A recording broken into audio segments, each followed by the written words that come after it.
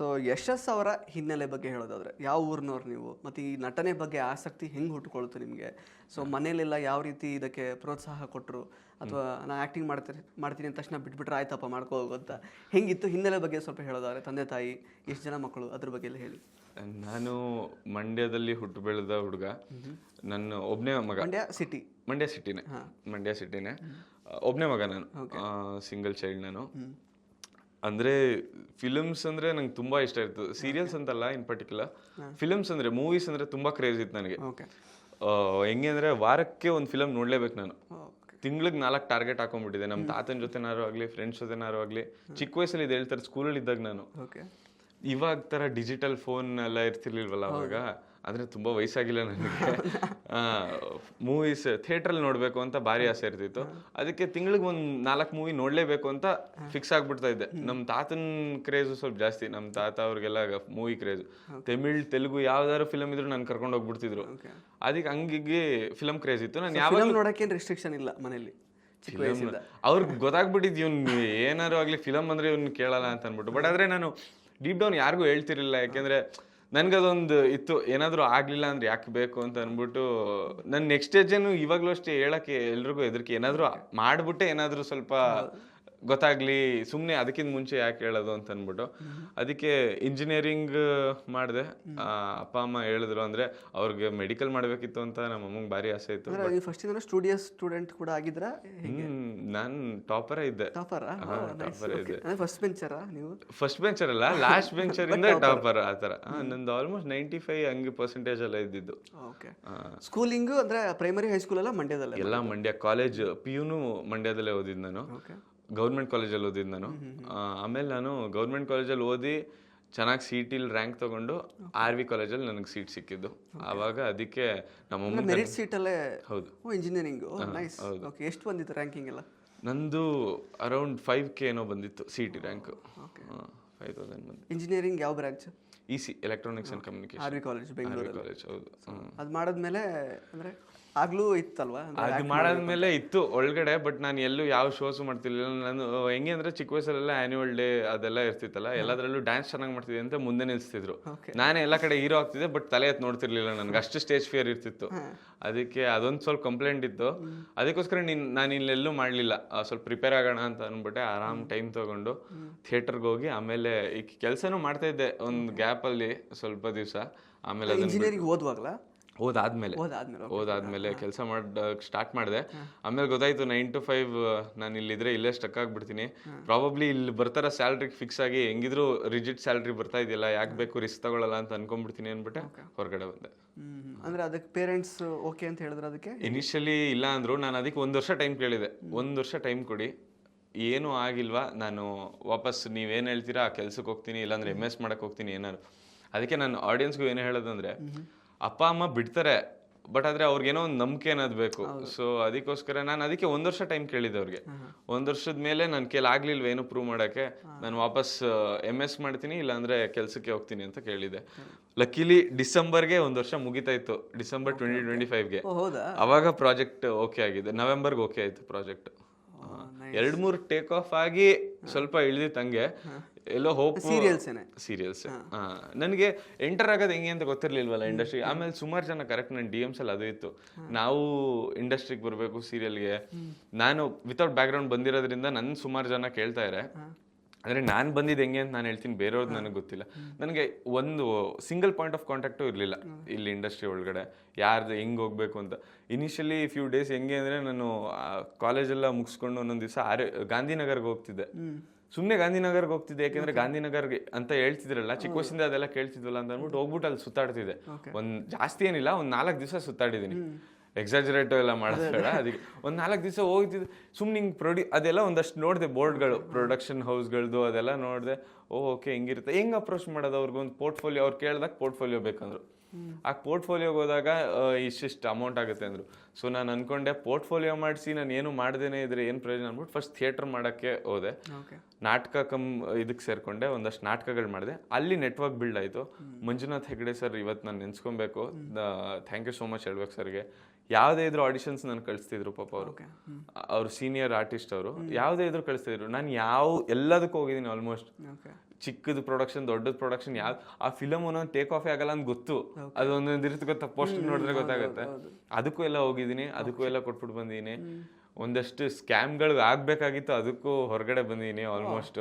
ಅಂದ್ರೆ ಯಾವ ತರ ಸ್ಕ್ಯಾಮ್ ಅಂದ್ರೆ ಸುಮ್ಮನೆ ನಿಮ್ಗೆ ಗೊತ್ತಿರೋ ಇಂಡಸ್ಟ್ರಿ ಆಡಿಷನ್ ಬನ್ನಿ, ಇದನ್ನ ನೀವು ಖರ್ಚು ನೋಡ್ಕೊಳ್ಳಿ, ಇದನ್ನ ನಾವು ನೋಡ್ಕೋತೀವಿ, ಒಟ್ಟಿಗೆ ಬಿಲ್ಡ್ ಮಾಡೋದ ಒಂದು ಆತರ ಎಲ್ಲ ಇರ್ತು. ಯಾರು ಫಿಲಮ್ ಮಾಡೋರಲ್ಲ ಬಿಡಿ. ಅದೇ ಅವ್ರು ಯಾರು ಫಿಲಮ್ ಮಾಡೋರಲ್ಲ, ಅದನ್ನ ಒಂದು ಹೇಳ್ಬೇಕು, ಯಾರು ದುಡ್ಡು ಕೊಟ್ಟು ನೀವೇ ಹೋಗ್ಬೇಡಿ. ಯಾಕೆಂದ್ರೆ ಆಕ್ಟರ್ ಆಗಿ ಬಂದಿರೋದು ನಾವು ಆಕ್ಟಿಂಗ್ ಮಾಡಕ್ಕಷ್ಟೇ, ನಾವು ದುಡ್ಡು ಇಸ್ಕೊಬೇಕು, ನಾವೇ ದುಡ್ಡು ಕೊಟ್ಟು ಆಕ್ಟಿಂಗ್ ಮಾಡೋದು ಇದೆಲ್ಲ. ಹಂಗಾಗಿ ಕೊನೆಯಲ್ಲಿ ನೆಟ್ವರ್ಕ್ ಬಿಲ್ಡ್ ಆಗಿ ಒಂದು ಹಂತಕ್ಕೆ ಬಂದಾದ್ಮೇಲೆ ಇಲ್ಲಿ ಈ ಪ್ರಾಜೆಕ್ಟ್ ಸಿಕ್ಕಿದ್ದು. ಓಕೆ, ಅಂದ್ರೆ ಇವಾಗ ಅದು ನೀವು ಹೇಳಿದ್ರಿ ಸಿಂಗಲ್ ಪಾಯಿಂಟ್ ಕಾಂಟ್ಯಾಕ್ಟು ಇರಲಿಲ್ಲ, ಮತ್ತೆ ಬ್ಯಾಕ್ಗ್ರೌಂಡು ಏನೂ ಇಲ್ಲ ಅಂತ. ಅಂದರೆ ತುಂಬ ದೊಡ್ಡ ಒಂಥರ ಸಮುದ್ರ ಇದೆ ಆ್ಯಕ್ಚುಲಿ, ಗೊತ್ತಾ ನಿಮಗೆ. ನನಗೆ ಯಾರನ್ನು ಹಿಂಗೆ ಕಾಂಟ್ಯಾಕ್ಟ್ ಮಾಡ್ಕೊಂಡು ಎಲ್ಲಿ, ಅಥವಾ ಈಗ ಆಡಿಷನ್ ಹೋದ್ರೂ ಅಲ್ಲಿ ಸೆಲೆಕ್ಟ್ ಆಗ್ತೀವೋ ಇಲ್ವೋ, ಮತ್ತು ಅಲ್ಲೂ ಒಳಗಡೆ ಸುಮಾರೆಲ್ಲ ನಡೆಯುತ್ತೆ ಆ್ಯಕ್ಚುಲಿ ಸೆಲೆಕ್ಷನ್ ಪ್ರೊಸೆಸಲ್ಲೂ. ಮೊದಲೆಲ್ಲಾದರೆ ಈಗ ಓಕೆ ನಿರ್ದೇಶಕರು ಒಪ್ಕೊಂಡ್ರೆ ಅದು ಆಗಿರ್ತಾ ಇತ್ತು, ಅಥವಾ ಯಾರೋ ಒಬ್ಬರು ಒಪ್ಪಿದ್ರೆ ಸಾಕಾಗಿರೋದು. ಈಗ ನಿರ್ದೇಶಕರು ಒಪ್ಪಬೇಕು, ಮತ್ತು ಪ್ರೊಡ್ಯೂಸರ್ಸ್ ಒಪ್ಪಬೇಕು, ಎಕ್ಸಿಕ್ಯೂಟಿವ್ ಪ್ರೊಡ್ಯೂಸರ್ಸು, ಮತ್ತು ಇವರು ಚಾನಲ್ ಅವರು ಮೇನ್ ಒಪ್ಪಬೇಕು, ಅದೆಲ್ಲ ಅಪ್ರೂವಲ್ಸ್ ಸುಮಾರಿದೆ ಇವಾಗ. ಸೊ ಇದೇನೂ ಇಲ್ಲದೆ ಅಂದರೆ ಸುಮ್ಮನೆ ಇವಾಗ ನಾನು ಬ್ಲ್ಯಾಂಕ್ ಆಗಿ ಇಳಿದಿದ್ದೀನಿ, ಇದು ಸಿಗುತ್ತೋ ಇಲ್ವೋ ಅನ್ನೋ ಥರದೊಂದು ಮೈಂಡ್ ಸೆಟ್ ಇರುತ್ತೆ ಗೊತ್ತಾ. ಆದರೂ ನಿಮಗೆ ಇಲ್ಲ ಇದನ್ನೇ ಪರ್ಸ್ಯೂ ಮಾಡ್ತೀನಿ ಅಂತ ಯಾಕೆ ಅನ್ನಿಸ್ತು, ಅವಾಗ ಹೆಂಗೆ ನಿಮ್ಮನ್ನು ನೀವು ಕಂಡಕ್ಟ್ ಮಾಡ್ಕೊಂಡ್ರಿ? ಅಂದ್ರೆ ನನ್ಗೆ ಇದನ್ನ ಬಿಟ್ಟು ಬೇರೆ ಏನು ಕಾಣಿಸ್ತಾನೆ ಇಲ್ಲ ನನಗೆ. I can't see myself anywhere else. ಅಂದ್ರೆ ಬೇರೆ ಎಲ್ಲೂ ನನಗೆ ಈ 9 to 5 ಜಾಬ್ ಎಲ್ಲ ನಾನು ಮಾಡ್ತೀನಿ ಅನ್ನೋ ನಂಬಿಕೆ ನನಗೇ ಇಲ್ಲ. ನನಗೆ ಇದನ್ನ ಮಾಡ್ತೀನಿ, ನಾನು ಇದನ್ನ ಏನೇ ಕೊಟ್ಟರು ನಾನು ಈ ವಿಚಾರದಲ್ಲಿ ನಾನು ಪರ್ಫೆಕ್ಟ್ ಆಗಿ ಮಾಡ್ತೀನಿ ಅನ್ನೋ ನಂಬಿಕೆ ನನಗಿತ್ತು. ಆಮೇಲೆ ಅದೊಂದು ಮ್ಯಾನಿಫೆಸ್ಟೇಷನ್ ಅಂತಾರಲ್ಲ, ಅದು ಸ್ವಲ್ಪ ಮಾಡಿ ಅಂತಲೂ ಹೇಳ್ತೀನಿ ಜನಗಳಿಗೆ. ಅಟ್ಲೀಸ್ಟ್ ಮ್ಯಾನಿಫೆಸ್ಟೇಷನ್ ಮಾಡಲಿ ಅಂದರೆ ಪಾಸಿಟಿವ್ ಥಾಟ್ಸ್ ಇರಲಿ, ಪಾಸಿಟಿವ್ ಥಿಂಕಿಂಗ್ ಇರಲಿ, ಆವಾಗ ಸ್ವಲ್ಪ ವರ್ಕ್ ಆಯ್ತು, ನನಗೆ ವರ್ಕ್ ಆಗ್ಬೋದೇನೋ ಬೇರೆಯವ್ರಿಗೂ. ಕರೆಕ್ಟ್. ಅಂದರೆ ನಾನು ಯಾಕೆ ಅದನ್ನು ಕೇಳಿದೆ ಅಂದರೆ ಇವಾಗ ಮೋಸ್ಟ್ ಆಫ್ ದೆಮ್ ಅಂದರೆ ಇಲ್ಲ ಎಕ್ಸಾಂಪಲ್ಸ್ ನಾವು ನೋಡಿದ್ದೀವಿ. ಈಗ ಇಂಜಿನಿಯರಿಂಗಲ್ಲಿ ನಿಮ್ಮ ಥರನೇ ಅಥವಾ ಎಜುಕೇಷನ್ ಬ್ಯಾಕ್ಗ್ರೌಂಡಲ್ಲಿ ಚೆನ್ನಾಗಿ ಪರ್ಫಾರ್ಮ್ ಮಾಡಿದವರು, ಒಳ್ಳೊಳ್ಳೆ ಪರ್ಸೆಂಟೇಜ್ ತೆಗೆದವರು ಕೂಡ ಇಂಡಸ್ಟ್ರಿಗೆ ಬಂದಿದ್ದು ನೋಡಿದ್ದೀವಿ. ಬಟ್ ಅದ್ರಲ್ಲಿ ಮೋಸ್ಟ್ ಆಫ್ ದೆಮ್ ಅಂದರೆ ನಮ್ಗೆ ಅಷ್ಟು ಇಂಟ್ರೆಸ್ಟ್ ಇರಲಿಲ್ಲ, ಅಪ್ಪ ಅಮ್ಮನ ಒಂದು ಫೋರ್ಸಿಗೆ ಓದ್ತಿದ್ವಿ, ಆ ಥರದ್ದೆಲ್ಲ ಹೇಳಿದವರು ಇದ್ದಾರೆ. But you are a very good ಅಂದರೆ ಅಕಾಡೆಮಿಕ್ ಸ್ಟೂಡೆಂಟ್, ಬಟ್ ಸ್ಟಿಲ್ ನಿಮಗೆ ಇದ್ರ ಕಡೆಗೆ ಹೆಂಗೆ ಒಲವು ಅಂದರೆ ಬಂತು ಅಂತ? ಅಂದರೆ ಎಲ್ಲೂ ಡಿವಿಯೇಟ್ ಆಗಲಿಲ್ಲ ನೀವು ಚೆನ್ನಾಗಿ. ಅಂದರೆ ಅದೊಂದಿರುತ್ತೆ ಗೊತ್ತಾ ಪೇರೆಂಟ್ಸಿಗೆಲ್ಲ, ಇಷ್ಟೆಲ್ಲ ಒಳ್ಳೆ ಮಾರ್ಕ್ಸ್ ತೆಗೆದು ಒಳ್ಳೆ ರ್ಯಾಂಕ್ ಸ್ಟೂಡೆಂಟು ಇದು ಮಾಡ್ತೀವಿ, ಒಳ್ಳೆ ಕಾಲೇಜಲ್ಲಿ ಓದಿ ಈ ಥರ ಓದಿ, ಮತ್ತು ಆ ಕಾಲೇಜಲ್ಲೂ ನಿಮಗೆ ನೋಡಿ ಈಗ ನಮ್ಮ ಪೇರೆಂಟ್ಸ್ಗೆ ಹೇಳ್ಬೇಕು ಗೊತ್ತಾ, ಅವಾಗ ಸುಮಾರು ಜನ ಬಂದು ನಮ್ಮ ರಿಲೇಟಿವ್ಸ್ ಆಗಿರಲಿ, ಇವರು RV ಕಾಲೇಜಲ್ಲಿ ಓದಿ ಈ ಥರ ಏನಕ್ಕೆ ಸುಮ್ಮನೆ ಕೂತಿದ್ದಾನೆ, ಒಳ್ಳೆ ಪ್ಲೇಸ್ಮೆಂಟ್ ಆಗ್ತಿತ್ತಲ್ಲ ಅದು ಇದು ಅಂತೆಲ್ಲ ಅಂದಾಗ, ಇಲ್ಲ ಅವನೇನೋ ಮಾಡ್ತಾ ಇದ್ದಾನೆ ಪರವಾಗಿಲ್ಲ. ನಾನು ಯೂಶ್ವಲಿ ನನ್ನ ಫ್ರೆಂಡ್ಸ್ಗೆಲ್ಲ ಹೇಳ್ತಾ ಇದ್ದೆ, ಮುಂಚೆನೇ ಹೇಳ್ತಿದ್ದೆ, ನಮ್ಗೇನು ಇಂಟ್ರೆಸ್ಟ್ ಇರುತ್ತೆ ಅದನ್ನ ಶ್ರದ್ಧೆ ಭಕ್ತಿಯಿಂದ ಮಾಡಿದ್ರೆ ದುಡ್ಡು ಫೇಮು ಆಟೋಮೆಟಿಕಲಿ ಬರುತ್ತೆ ಅಂತ ಅಂದ್ಬಿಟ್ಟು ಆ ಥರ ಅದನ್ನ ಬಿಲೀವ್ ಮಾಡ್ತೀನಿ ನಾನು. ನಮ್ಗೇನು ಇಂಟ್ರೆಸ್ಟ್ ಇದೆ ಅದನ್ನ ಮಾಡ್ತಾ ಇದ್ರೆ, ಏನು ಬೇರೆ ಏನು ಯೋಚನೆ ಮಾಡೋದು ಬೇಡ, ಅದನ್ನೇ ಮಾಡ್ತಾ ಇದ್ರೆ ಎಲ್ಲ ಆಟೋಮೆಟಿಕಲಿ ಬಂದೇ ಬರುತ್ತೆ ಇವೆನ್ಚುಲಿ. ಸೊ ಅದನ್ನ ತಂದೆ ತಾಯಿಗಳು ಅರ್ಥ ಮಾಡ್ಕೊಂಡ್ರು. ಓಕೆ. ಸೊ ಇನ್ನು ಅಂದರೆ ಯಾವುದಾದ್ರೂ ಒಂದು ಹಂತದಲ್ಲಿ ಬೇಡಪ್ಪ ಇದೇನೋ ವರ್ಕೌಟ್ ಆಗೋ ಥರ ಇಲ್ಲ, ಸುಮ್ಮನೆ ಹೋಗೋಣ ಕೆಲಸ, ನಾರ್ಮಲ್ ಕೆಲಸ ಮಾಡಿಬಿಡೋಣ ಅಂತ ಅನ್ಸಿದ್ದಿದೆಯಾ ನಿಮಗೆ? ಹೇಗೆ? ಇಲ್ಲ ಆ ಥರ ಏನೊಂದು ಪ್ರಾಬಬ್ಲಿ ಇನಿಷಿಯಲ್ ಸ್ಟೇಜಸ್ ಅಂತ ಇರ್ಬೋದೇನೋ ಗೊತ್ತಿಲ್ಲ, ಬಟ್ ಆ ಥರ ಥಾಟು ಬಂದಿಲ್ಲ ನನಗೆ ಇದುವರೆಗೂ. ಇಲ್ಲ ಮಾಡ್ತೀನಿ ಏನೋ ಒಂದು ಆಗುತ್ತೆ ಅಂತಾನೆ. ಯಾಕೆಂದರೆ ಇಲ್ಲಿ ಫಿಲಮ್ ಇಂಡಸ್ಟ್ರಿಲಿ ಗೆದ್ದಿರೋರ ಕತೆಗಿಂತ ಗೆದ್ದಿರೋರು ಸುಮಾರು ಜನ ಇರ್ಬೋದು, ಬಟ್ ಒಂದು ಸೈಡ್ ಸ್ಕ್ರೀನಿಂದ ಈ ಕಡೆ ನೋಡಿದ್ರೆ ಸೋತಿರೋರು ಸುಮಾರು ಜನ ಇದ್ದಾರೆ. ಅದನ್ನೆಲ್ಲ ನೋಡ್ಬಿಟ್ಟು ಸ್ವಲ್ಪ ಒಂದೊಂದ್ಸತಿ ಅನ್ಸುತ್ತೆ, ಡೌಟ್ ಆಗುತ್ತೆ, ಇಷ್ಟು ಜನ ನಮ್ಗಿಂತ ಟ್ಯಾಲೆಂಟ್ ಇರೋರು ಒಬ್ಬೊಬ್ರು ಇರ್ತಾರೆ, ಬಟ್ ಅವ್ರಿಗೆ ಆಪರ್ಚುನಿಟೀಸ್ ಇರಲ್ಲ, ಅಥವಾ ಇನ್ನೊಂದೇನೋ ಫ್ಯಾಕ್ಟರ್ ವರ್ಕ್ ಆಗಿರಲ್ಲ. ಬಟ್ ಅದೇ ನಾವು ಪ್ರಯತ್ನ ಪಡಲೇಬೇಕಲ್ವಾ, ಅದಕ್ಕೆ ನಾನು ಹಾನೆಸ್ಟಾಗಿ ಪ್ರಯತ್ನ ಪಟ್ಟೆ, ಸೊ ಸಿಕ್ತು ಅಷ್ಟೇ. ಸೊ ಈಗ ಪೇರೆಂಟ್ಸ್ ಆ್ಯಕ್ಚುಲಿ ಪರ್ಮಿಷನ್ ಕೊಟ್ಟರು, ಇಂಜಿನಿಯರಿಂಗ್ ಚೆನ್ನಾಗಿ ಓದಿ ಎಲ್ಲ ಪಾಸ್ ಔಟ್ ಆದರೂ ಕೂಡ, ಮತ್ತು ನಿಮಗೆ ಗರ್ಲ್ ಫ್ರೆಂಡು ಕೂಡ ಅದೇ ಥರ ಪರ್ಮಿಷನ್ ಕೊಟ್ಟರಾ? ಓಕೆ ನೀವು ಮಾಡ್ಕೊ ಅಂತೆಲ್ಲ ಹೇಗೆ? ಗರ್ಲ್ ಫ್ರೆಂಡ್ ಇದ್ದಿದ್ರೆ ಪ್ರಾಬಬ್ಲಿ ಅವಳು ಪರ್ಮಿಷನ್ ಕೊಡ್ತಿಲ್ಲೇನೋ, ಯಾಕೆಂದ್ರೆ ನಮ್ ಕೇಟು. ಬಟ್ ಇಲ್ಲ, ಅನ್ಫಾರ್ಚುನೇಟ್ಲಿ ಇಲ್ಲ. ಅಂದ್ರೆ ಈಗಲೇ ಗರ್ಲ್ ಫ್ರೆಂಡ್ ಎಲ್ಲ ಇದ್ದಾರೆ ಅಂತ ಹೇಳಿದ್ರೆ ಫ್ಯಾನ್ಸ್ ಕಡಿಮೆ ಆಗ್ತಾರೆ ಅಂತಾನೆ? ಇಲ್ಲ, ಇದಕ್ಕೆ ಏನು ಇಲ್ಲ, ನನಗೇನಿಲ್ಲ. ಬಟ್ ಗರ್ಲ್ ಫ್ರೆಂಡ್ ಇಲ್ಲ unfortunately. I wish I had one, but ಇಲ್ಲ. ದಯವಿಟ್ಟು ಇವಾಗ ನೀವು ನಮ್ಗೆ ಯಾರು ಪ್ರಪೋಸ್ ಮಾಡಲ್ಲ, ನಮ್ಗೆ ಯಾರು ಮಾಡ್ತಾರೆ ಅಂತೆಲ್ಲ ಹೇಳಲೇಬೇಡಿ. ಸುಮಾರು ಜನ ಇವಾಗ ನಿಮ್ಗೆ ಫ್ಯಾನ್ಸ್ ಅಲ್ಲ, ಈಗ ಗೊತ್ತು, ಬಟ್ ತಿಲಕ್ಕಾಗಿ ಮಾಡೋದ್ಕಿಂತ ಯಶಸ್ಸಾಗಿ ಮಾಡಿದ್ರೆ ಒಂಥರ ಖುಷಿ ಆಗುತ್ತೆ ಅಲ್ವಾ. ಈಗೆಲ್ಲ ನೋಡ್ಕೊಂಬರೋ ತಿಲಕ್ ದೇಶ್ಮುಖ್ ಆಗಿ, ಬಟ್ ಯಶಸ್ಸಾಗಿ ಮಾಡಿದ್ರೆ ಒಂಥರ ಖುಷಿ ಆಗಿರ್ತಿತ್ತು. ಕರೆಕ್ಟ್. ಆ ದಿನ ಏನು ದೂರ ಇಲ್ಲ, ಅದು ಬರುತ್ತೆ. ಸೊ ಇನ್ನು ಆ್ಯಕ್ಚುಲಿ ನೆಕ್ಸ್ಟ್ ಏನು ಆ್ಯಕ್ಚುಲಿ ಮುಂದೆ ಏನು ಮಾಡಬೇಕು, ಯಾವುದೆಲ್ಲ ಪ್ರಾಜೆಕ್ಟ್ಸಲ್ಲಿ ಕಾಣಿಸ್ಕೊಳ್ಬೇಕು, ಅಥವಾ ಏನೇನು ಪ್ರಯತ್ನಗಳು ಆಗ್ತಾ ಇದೆ ಅದ್ರ ಬಗ್ಗೆ ಹೇಳೋದಾದ್ರೆ? ಪ್ರಯತ್ನಗಳು ಆಗ್ತಾ ಇದೆ, ಒಂದಷ್ಟು ಪ್ರಾಜೆಕ್ಟ್ಸ್ ಸ್ಟೋರೀಸ್ ಎಲ್ಲ ಕೇಳಿದ್ದೀನಿ, ಬಟ್ ನೋಡಬೇಕು. ಮೂವಿನಾ ಅಥವಾ ಯಾವುದು? ಮೂವಿನೂ ಒಂದೆರಡಿದೆ, ಬಟ್ ಅದೇ ಕರೆಕ್ಟಾಗಿ ಬಂದರೆ ಪಾತ್ರ ಕರೆಕ್ಟಾಗಿ ಬರೋದು ಮಾಡಬೇಕು, ಆಮೇಲೆ ಒಳ್ಳೆ ಪ್ರೊಡಕ್ಷನ್ ಹೌಸಿಂದ ಮಾಡಬೇಕು. ಯಾಕೆಂದರೆ ಇವಾಗ ನಾನು I am not telling Kannada industry ಈ ಥರ ಇದೆ ಅಂತ, ಬಟ್ ಒಳ್ಳೆ ಫಿಲ್ಮ್ಸ್ ಮಾಡಿದ್ರೆ ಸ್ವಲ್ಪ ಬೆಲೆ ಜಾಸ್ತಿ ಇರುತ್ತೆ. ಸುಮ್ಮನೆ ನನ್ನ ಮೂವಿಲಿ ಕಾಣಿಸ್ಕೋಬೇಕು ಅಂತ ಸುಮಾರು ಜನ ಇವಾಗ ದುಡ್ಡು ಕಾಣಿಸ್ಕೊಳ್ಳೋದಕ್ಕಿಂತ ಒಂದು ಸ್ವಲ್ಪ ನಿಧಾನ ಆದರೂ ಪರವಾಗಿಲ್ಲ, ಚೆನ್ನಾಗಿರೋ ಪಾತ್ರ ಸಿಕ್ಕಿ ಒಳ್ಳೆ ಬ್ಯಾನರಲ್ಲಿ ಸಿಕ್ಕಿದ್ರೆ ಮಾಡೋದ ಅಂತ ಅಂದ್ಕೊಂಡಿದ್ದೀನಿ. ಸೊ ಅದಕ್ಕೆ ಕರೆಕ್ಟ್. ಅಂದರೆ ಇವಾಗ ನೀವು ಸೀರಿಯಲ್ ಓಕೆ ಇದು ಆಲ್ರೆಡಿ ಮುಗಿಯುತ್ತೆ ಸ್ವಲ್ಪ ದಿನದಲ್ಲಿ ಅಂತ ಗೊತ್ತಿತ್ತು, ಅಂದರೆ ಏನು ಥಾಟ್ ಇತ್ತು ಅವಾಗ ಆ್ಯಕ್ಚುಲಿ ಇದಾದ್ಮೇಲೆ ಏನು ಅನ್ನೋ ಥರ ಪ್ರಶ್ನೆ ಇತ್ತಾ ಅಥವಾ ಏನಿತ್ತು? ನಾನು ಹಂಗೆ ಯೋಚನೆ ಮಾಡಲ್ಲ. ಇವತ್ತು ನಾನು ಇಲ್ಲಿ ಇಂಟರ್ವ್ಯೂಗೆ ನೀವು ಕರೆದಿದ್ದೀರಾ ಅಂದರೆ ಇಂಟರ್ವ್ಯೂದು ಅಷ್ಟೇ ಯೋಚನೆ ಮಾಡಿದಿರ್ತೀನಿ. ನೆಕ್ಸ್ಟ್ ಡೇದು ನೆಕ್ಸ್ಟ್ ಅದನ್ನ ತಲೆ ಕೆಡಿಸ್ಕೊಳ್ಳೋದು, ಇವಾಗ ಇದನ್ನ ಮುಗಿಸ್ಬಿಟ್ಟು ಹೋಗೋಣ ಅಷ್ಟೇ ನನ್ನ ತಲೆಯಲ್ಲಿರೋದು. ಅವತ್ತಿನ ದಿವಸದ ಅವತ್ತು ಅಷ್ಟೇ. ನಾನು ಇದರಲ್ಲೂ ಅಷ್ಟೇ, ಅದಕ್ಕೋಸ್ಕರ ನಾನು ಪ್ರಾಬಬ್ಲಿ ಅವಾಗೆಲ್ಲ ಜಾಸ್ತಿ ಮಿಸ್ ಮಾಡಲಿಲ್ಲ. ಇವಾಗ ಯೋಚನೆ ಮಾಡ್ತೇನೆ, ಅಯ್ಯೋ ಪವಿತ್ರ ಬಂದನದೇ ಅಲ್ಲಿದ್ದಿದ್ರೆ ಇವಾಗ ಸೆಟಲ್ ಇರ್ತಿದ್ದೆ ಆರಾಮಾಗಿ ಅಂತ ಅಂದ್ಕೊಂಡು ಯೋಚನೆ ಆಗುತ್ತೆ. ಅವತ್ತಿಂದ ಅಷ್ಟೇ ಯೋಚನೆ ಮಾಡ್ತೀನಿ, ಜಾಸ್ತಿ ಓವರ್ ಥಿಂಕ್ ಮಾಡೋಕ್ಕೆ ಹೋಗಲ್ಲ. ಓಕೆ. ಬಟ್ ಈಗ ಒಂದು 5 years ಡೌನ್ ದ ಲೈನ್ ಒಂದು ಟಾರ್ಗೆಟ್ ಈ ಥರ ಇಟ್ಕೊಂಡಿದ್ದೀನಿ, ಹಿಂಗಾಗಬೇಕು ಅಂತಿದ್ದೀನಿ ಅಂತೆಲ್ಲ ಇರುತ್ತಲ್ಲ, ಆ ಥರ ನಿಮ್ಮ ತಲೆಯಲ್ಲಿ ಏನಿದೆ? ಇದೆ ಮನ್ಸಲ್ಲಿ, ಬಟ್ ಮನ್ಸಲ್ಲಿದೆ ಒಂದು ದೊಡ್ಡದಾಗಿ ಏನೋ ಕಂಡಿದ್ದೀನಿ. ಹೋಪ್ ಅದು ನೆರವೇರುತ್ತೆ ಅಂತ. ಪ್ರಾಬಬ್ಲಿ ನಾವು ನೀವೇ ಹಿಂಗೆ ಕುತ್ಕೊಂಡು ಇನ್ನೊಂದು ಸ್ವಲ್ಪ ದೊಡ್ಡ ದೊಡ್ಡ ಪ್ರಾಜೆಕ್ಟ್ ಬಗ್ಗೆ ಡಿಸ್ಕಷನ್ ಮಾಡೋದ, ಹೌದು ಹಂಗೆ ಆಗಲಿ. Film promotional interviews, definitely promotional interviews, ಆಮೇಲೆ ಇಷ್ಟು ಕಲೆಕ್ಟ್ ಆಯಿತು ಅಂತ ಅಂದ್ಬಿಟ್ಟು ಅದಕ್ಕೂ ಇಂಟರ್ವ್ಯೂ ಅದೆಲ್ಲ ಮಾಡೋದ. ಓಕೆ. ಬಟ್ ಆದರೆ ಯಾವುದು ಏನು ತಲೆಯಿದೆ ಅಂತ ಹೇಳಲ್ಲ ನೀವು ಈಗಲೇ? ಹೇಳಲ್ಲ ಅನ್ನೋದಕ್ಕಿಂತ ಹೇಳ್ತೀನಿ ಆಮೇಲೆ, ಇದು ಕಟ್ಟಾದ್ಮೇಲೆ ಹೇಳ್ತೀನಿ. ಸೊ ಇನ್ನು ಇವಾಗ ಆ್ಯಸ್ ಅನ್ ಆ್ಯಕ್ಟರ್ ಅಂದರೆ ನಿಮಗೆ ತುಂಬ ಇನ್ಫ್ಲುಯೆನ್ಸ್ ಮಾಡಿರುವಂತಹ ನಟರುಗಳು ಪ್ಲಸ್ ಈಗ ಸಿನಿಮಾಗಳು ಯಾವುದೆಲ್ಲ ಚಿಕ್ಕ ವಯಸ್ಸಿಂದ ನಿಮ್ಗೆ? ಅಂದರೆ ಇವಾಗ ಈ ಒಂದು ಕ್ರಾಫ್ಟ್ ಬಗ್ಗೆ ಇಂಟ್ರೆಸ್ಟ್ ಬರೋದಕ್ಕೆ ಅಫ್ಕೋರ್ಸ್ ಯಾರಾದರೂ ಇನ್ಫ್ಲುಯೆನ್ಸ್ ಮಾಡೇ ಮಾಡಿರ್ತಾರೆ. ಹೆಂಗೆ ಇದ್ರ ಬಗ್ಗೆ ಇಂಟ್ರೆಸ್ಟ್ ಹುಡ್ಕೊಳ್ತು? ಯಾರೆಲ್ಲ ಆ್ಯಕ್ಟರ್ಸ್, ಯಾವುದೆಲ್ಲ ಫಿಲಮ್ಸ್? ಯಾರೆಲ್ಲ ಆ್ಯಕ್ಟರ್ಸ್ ಅಂದರೆ ಒಂದು ಲಿಸ್ಟೇ ಇದೆ ನನಗೆ.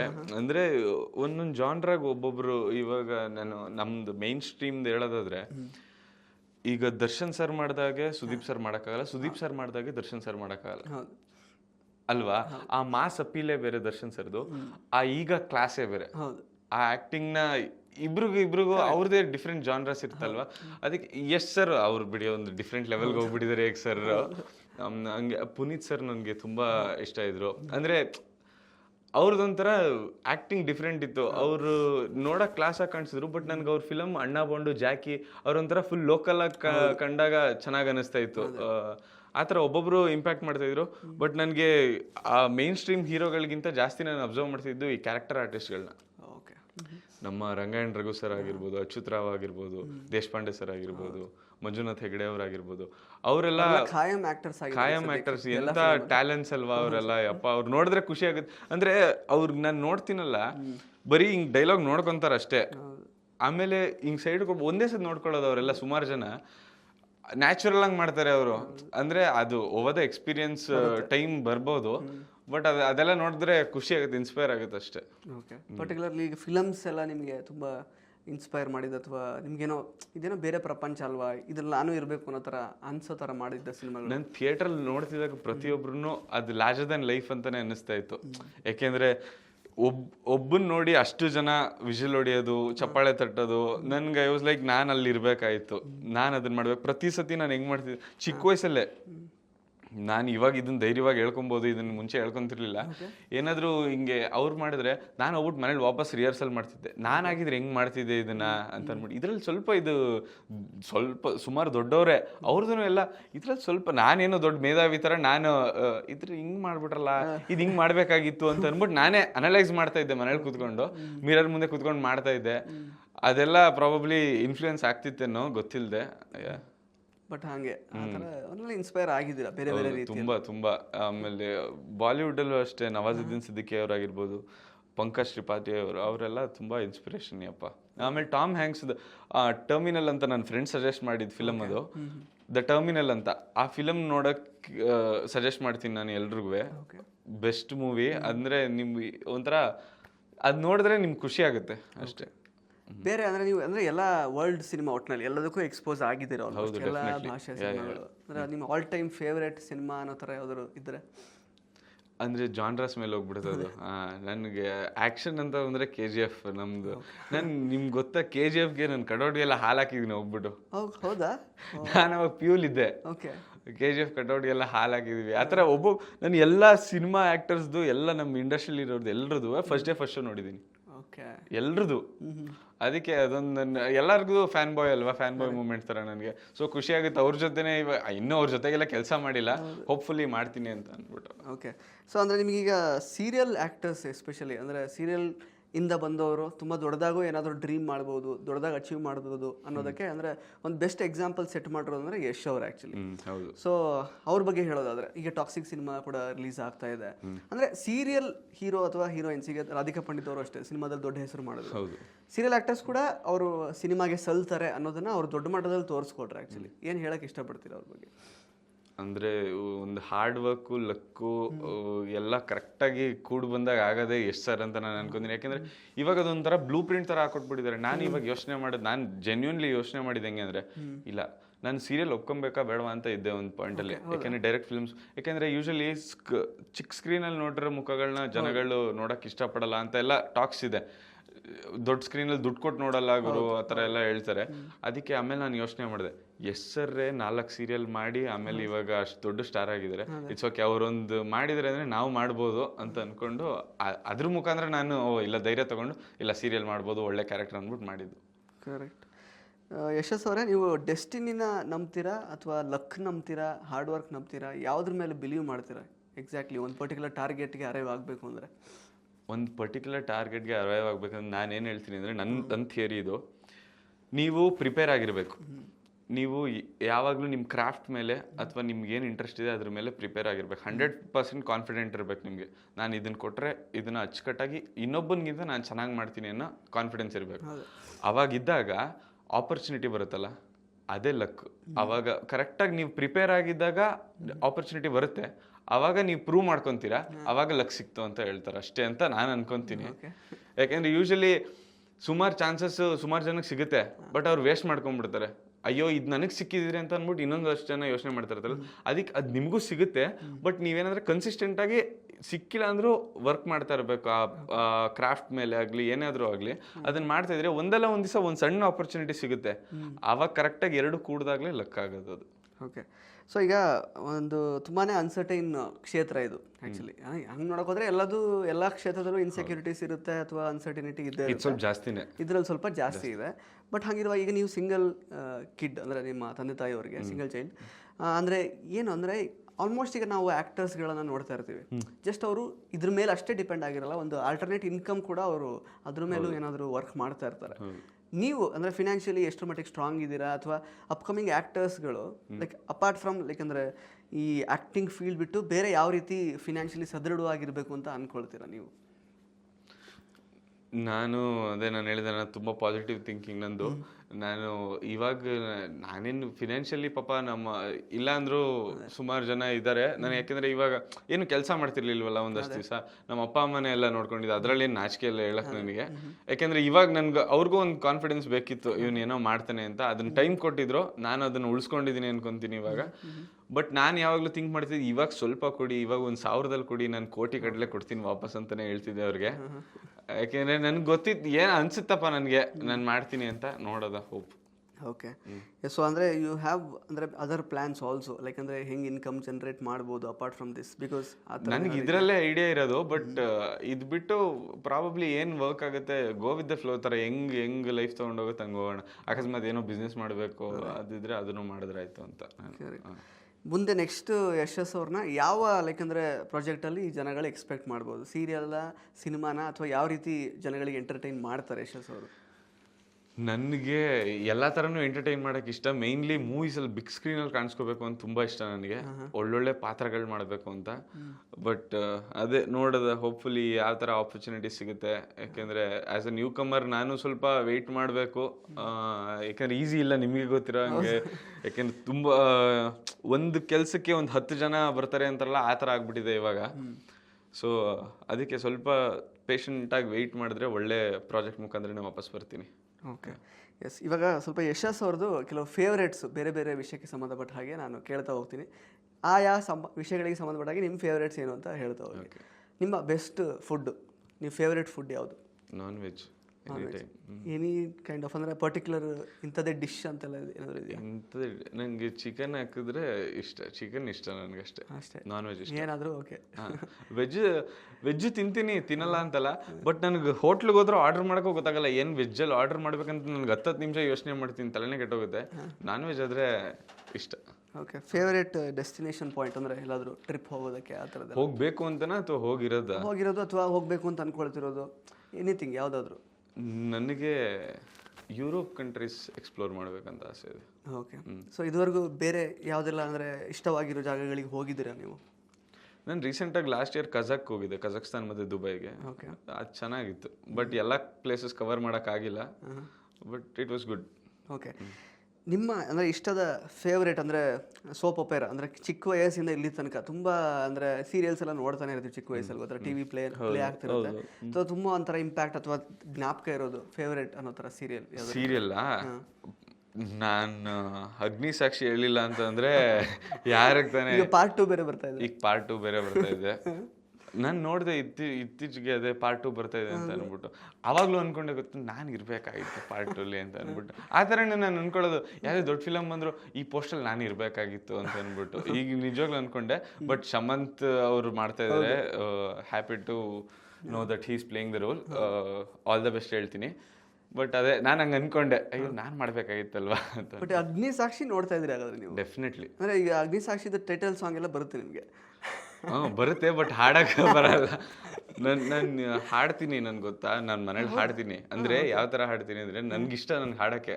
ಬಟ್ ನಮ್ಮಮ್ಮ ನಾನು ಆಡಿದ ತಕ್ಷಣ ಎಲ್ಲ ಕತ್ತೆಗಳು ಬಂದಿದೆ ಸುಮ್ಮನೆ ಬಾಯಿ ಮುಚ್ಚು ಅಂತಾರೆ. ನಿಜವಾಗ್ಲೂ ಹಂಗೆ ಅಂತಾರೆ, ಬಟ್ ಅಷ್ಟು ಕೆಟ್ಟದಾಗ ಆಡ್ತೀನಿ ಅಂತ. ನಿಜವಾಗ್ಲೂ ಅಂದ್ರೆ ಒಂದ್ಸಲ ಹಾಡಿ ನೋಡುವ. ಯಪ್ಪ ಅಲ್ಲ, ಬಟ್ ಬೇಡ, ನೀವು ಎದ್ದೋಗ್ಬಿಡ್ತೀರಾ ಆಮೇಲೆ. ಇಲ್ಲ ನಾವು ಇಲ್ಲೇ ಇರ್ತೀವಿ, ಈಗ ಬೇರೆ ಆಪ್ಷನ್ ಇಲ್ಲ.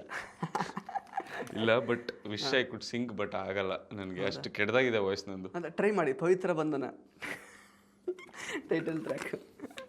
ಗಂಟ್ಲು ಬೇರೆ ಕೆಟ್ಟಿದ್ದೆ, ಬೇಡ. ಓಕೆ.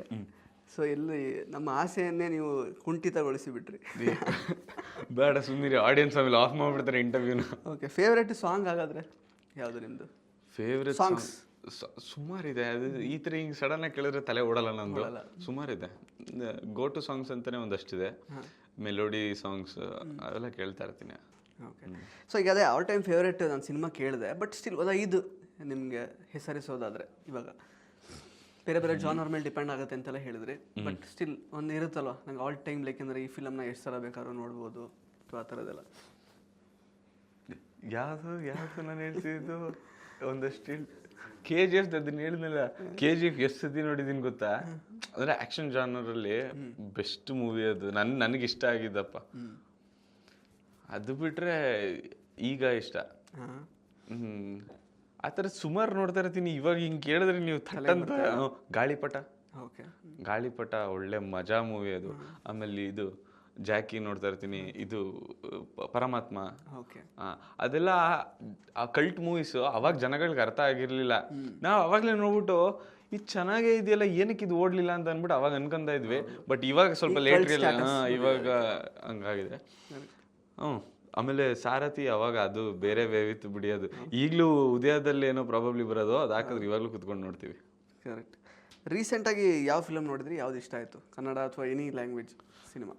ರೀಸೆಂಟಾಗಿ ನೋಡಿದ್ದು ಯಾವುದೋ ಮೂವಿ, ಕಾಂತಾರ ನೋಡಿದ್ದು. ಚಾಪ್ಟರ್ 1.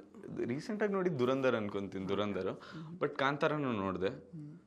ನನಗೆ ನೀವು ಹಿಂಗೆ ಕೇಳಿದ್ರೆ ತಲೆ ಓಡ್ತಾನೇ ಇಲ್ಲ ನನಗೆ. ಎಷ್ಟು 0.5 ಸ್ಪೀಡಲ್ಲಿ ಓಡ್ತಾ ಇದೆ. ಅದೇ ಇರ್ಬೋದು. ಓಕೆ. ಅಂದರೆ ಈಗ ಸೀರಿಯಲ್ ಬಂದಮೇಲೆ ಹಾಗಾದರೆ ಸಿನಿಮಾ ನೋಡೋದು ಕಡಿಮೆ ಆಗೋಗಿದೆ? ಸೀರಿಯಲ್ ಬಂದ್ಮೇಲೆ ಸಿನಿಮಾ ನೋಡೋದು ನಿದ್ದೆ ಮಾಡೋದೇ ಕಡಿಮೆ ಆಗ್ಬಿಟ್ಟಿತ್ತು ನನಗೆ.